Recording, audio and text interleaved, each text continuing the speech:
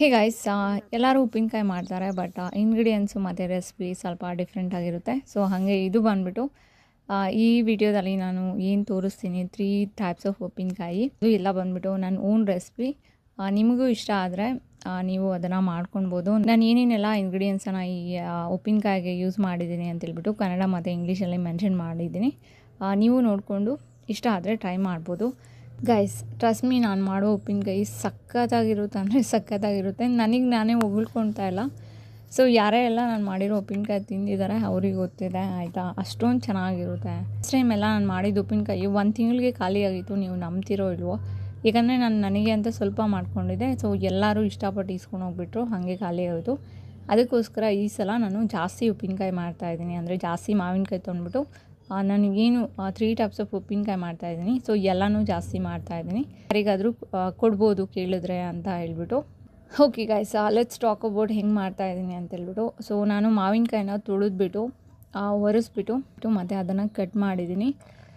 ನಾವು ವಾಟೆ ಸಮೇತ ಕಟ್ ಮಾಡೋಣ ಅಂದ್ಕೊಂಡ್ರಿ, ಅದು ಆಗಲಿಲ್ಲ. ಸ್ವಲ್ಪ ಚಾಕು ಎಲ್ಲ ಅಷ್ಟೊಂದು ಶಾರ್ಪ್ ಇರಲಿಲ್ಲ. ಆಲ್ಮೋಸ್ಟು ಮಾವಿನಕಾಯಿ ಎಲ್ಲ ಅಂದರೆ ಪಾಕಕ್ಕೆ ಬಂದುಬಿಟ್ಟಿತ್ತು. ಸೊ ಅದಕ್ಕೆ ವಾಟೆ ಎಲ್ಲ ಗಟ್ಟಿ ಇರೋದ್ರಿಂದ ಕಟ್ ಮಾಡೋಕ್ಕಾಗಿಲ್ಲ. ಸೊ ಅದಕ್ಕೆ ನಾವು ವಾಟೆ ಬಿಟ್ಬಿಟ್ಟು ಕಟ್ ಮಾಡಿದ್ರಿ. ಗೈಸ್, ನಾನು ಒಂದು ಮಿಸ್ಟೇಕ್ ಮಾಡಿದೆ ಇಲ್ಲಿ, ಆಯಿತಾ? ಆ ಮಿಸ್ಟೇಕ್ನ ನೀವು ಯಾರೂ ಮಾಡಲ್ಲ ಅಂದ್ಕೊಳ್ತೀನಿ. ಕೇಳಿದ್ರೆ ನೀವು ಬೈತೀರ ನನಗೆ. ಅದೇನಂದರೆ, ನಾನು ಮಾವಿನಕಾಯಿ ಕಟ್ ಮಾಡಿಬಿಟ್ಟು ಅಂದರೆ ಸಂಜೆ ಕಟ್ ಮಾಡಿಬಿಟ್ಟು ನಾನು ಬೆಳಗ್ಗೆ ಉಪ್ಪಿನಕಾಯಿ ಹಾಕಿದೆ. ಅದಕ್ಕೆಲ್ಲ ಒಂಥರ ಬ್ಲಾಕ್ ಆಗಿಬಿಟ್ಟಿತ್ತು. ಅಂದರೆ ಹೋಪ್ ನೀವು ಆ ಮಿಸ್ಟೇಕನ್ನು ಮಾಡಲ್ಲ ಅಂದ್ಕೊಳ್ತೀರಾ. ನಾನು ರಿಗ್ರೆಟ್ ಮಾಡಿಕೊಂಡೆ ಆ ಮಿಸ್ಟೇಕನ್ನು ಮಾಡಿಬಿಟ್ಟು. ಒಂದು 15 ನಿಮಿಷನೂ ತೊಗೊತಾ ಇರಲಿಲ್ಲ.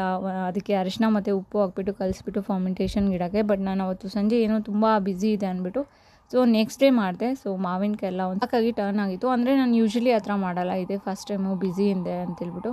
ಸೊ ನೆಕ್ಸ್ಟ್ ಡೇ ಏನು ಮಾಡಿದೆ, ಅದಕ್ಕೆ ನಾನು ಉಪ್ಪು ಮತ್ತು ಅರಿಶಿನ ಹಾಕ್ಬಿಟ್ಟು ಚೆನ್ನಾಗಿ ಮಿಕ್ಸ್ ಮಾಡಿಬಿಟ್ಟು ಒಂದು 3 ಜಾರಲ್ಲಿ ಹಾಕ್ಬಿಟ್ಟು ಅದ್ರ ಮೇಲೆ ಒಂದು ಇದು ಕಾಟನ್ ಬಟ್ಟೆ ಬರುತ್ತಲ್ಲ, ಸೊ ಅದನ್ನು ಟೈಟಾಗಿ ಕಟ್ಬಿಟ್ಟು ನಾನು ಬಿಸಿಲಲ್ಲಿ ಫರ್ಮೆಂಟೇಷನ್ ಆಗೋಕ್ಕೆ ಇಟ್ಟಿದ್ದೆ.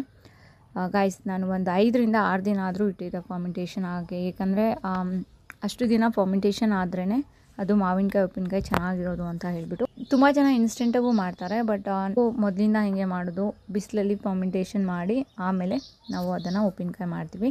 ಸೊ ನೀವು ಹಾಗೆ ಮಾಡಿ, ತುಂಬ ಚೆನ್ನಾಗಿರುತ್ತೆ ಉಪ್ಪಿನಕಾಯಿ, ಆಯಿತಾ? ತುಂಬ ಹೆಲ್ದಿನೂ ಕೂಡ ಹಂಗೆ ಮಾಡಿದ್ರೆ.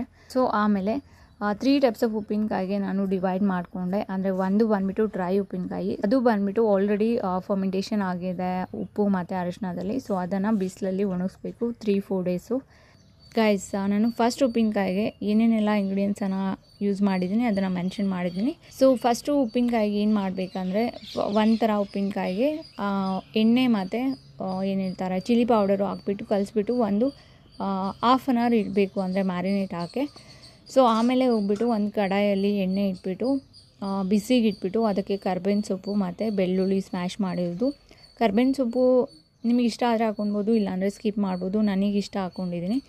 ಸೊ ಅದೆಲ್ಲ ಸ್ವಲ್ಪ ಫ್ರೈ ಆಗಿ ಆದಮೇಲೆ ಅದಕ್ಕೆ ಅರಿಶಿನ ಸ್ವಲ್ಪ ಉಪ್ಪು ಹಾಕ್ಬಿಟ್ಟು ಸೊ ನಾವು ಏನೇನೆಲ್ಲ ಇಂಗ್ರೀಡಿಯೆಂಟ್ಸನ್ನು ರೋಸ್ಟ್ ಮಾಡಿಕೊಂಡು ಮತ್ತು ಪೌಡರ್ ಮಾಡಿದ್ವಿ, ಸೊ ಅದನ್ನೆಲ್ಲ ಹಾಕ್ಬಿಟ್ಟು ಒಂದು 2 ನಿಮಿಷ 3 ನಿಮಿಷ ಅದನ್ನು ಸ್ವಲ್ಪ ಬಾಯ್ಲ್ ಆಗಿಬಿಡಬೇಕು. ಜಾಸ್ತಿ ಆಗಬಾರ್ದು, ಯಾಕಂದರೆ ಎಲ್ಲ ಇಂಗ್ರೀಡಿಯೆಂಟ್ಸು ರೋಸ್ಟ್ ಮಾಡಿದರು ಆಲ್ರೆಡಿ.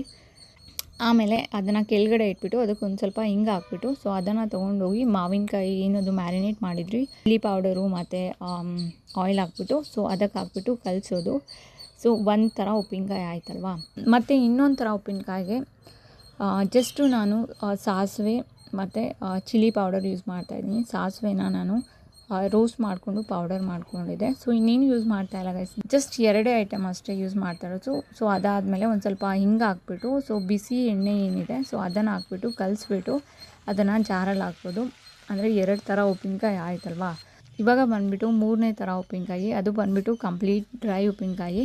ಸೊ ಇದಕ್ಕೆ ಬಂದುಬಿಟ್ಟು ಒಂದು ಸ್ವಲ್ಪ ಪ್ಯಾನಲ್ಲಿ ಆಯಿಲ್ ಹಾಕ್ಬಿಟ್ಟು ಬಿಸಿ ಆದಮೇಲೆ ಒಂದು ಸ್ವಲ್ಪ ಎಷ್ಟು ಬೇಕೋ ಅಷ್ಟು ಕರ್ಬೇವಿನ ಸೊಪ್ಪೆಲ್ಲ ಹಾಕ್ಬಿಟ್ಟು ಅದನ್ನು ಫ್ರೈ ಮಾಡಿಕೊಂಡು ಆಮೇಲೆ ಬೆಳ್ಳುಳ್ಳಿ ಸ್ಮ್ಯಾಶ್ ಮಾಡಿರೋದು ಅದನ್ನು ಫ್ರೈ ಮಾಡಿಕೊಂಡು ಮತ್ತು ಇದು ಚಿಲ್ಲಿ ಬರುತ್ತಲ್ವ ಗ್ರೀನ್ ಚಿಲ್ಲಿ ಹಸಿಮೆಣಸಿನ್ಕಾಯಿ ಅದು ಎಷ್ಟು ಬೇಕೋ ಅಷ್ಟು ಹಾಕ್ಬಿಟ್ಟು ಚೆನ್ನಾಗಿ ಫ್ರೈ ಮಾಡಿಕೊಂಡು ಅದಾದಮೇಲೆ ಅದೇ ಕಡಾಯಿಗೆ ಮಾವಿನಕಾಯಿ ಏನು ಡ್ರೈ ಆಗಿತ್ತು ಅಂದರೆ ಬಿಸಿಲಲ್ಲಿ ಅದನ್ನು ಹಾಕ್ಬಿಟ್ಟು ಒಂದು ಸ್ವಲ್ಪ ಎಣ್ಣೆಯಲ್ಲಿ ಒಂದು ಸ್ವಲ್ಪ ಲೈಟಾಗಿ ಫ್ರೈ ಮಾಡಬೇಕು, ಜಾಸ್ತಿ ಮಾಡೋಂಗಿಲ್ಲ ಗೈಸ್. ಇದು ಬಂದುಬಿಟ್ಟು ಡ್ರೈ ಉಪ್ಪಿನಕಾಯಿ.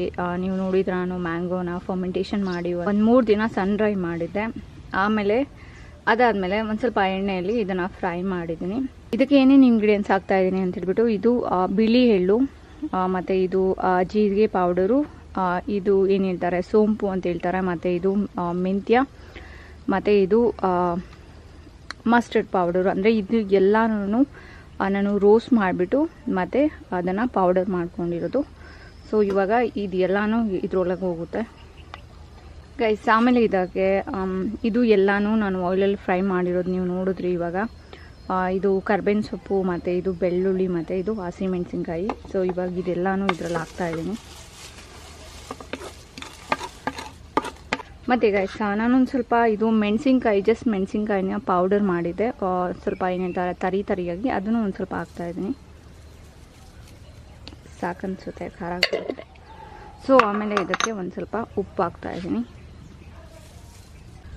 ಸೊ ಇವಾಗ ಮಿಕ್ಸ್ ಮಾಡೋದು ಗೈಸ್ ಅಷ್ಟೇ. ಸೊ ಮಿಕ್ಸ್ ಮಾಡಿದ್ರೆ ಡ್ರೈ ಉಪ್ಪಿನಕಾಯಿ ರೆಡಿ ಆಗುತ್ತೆ.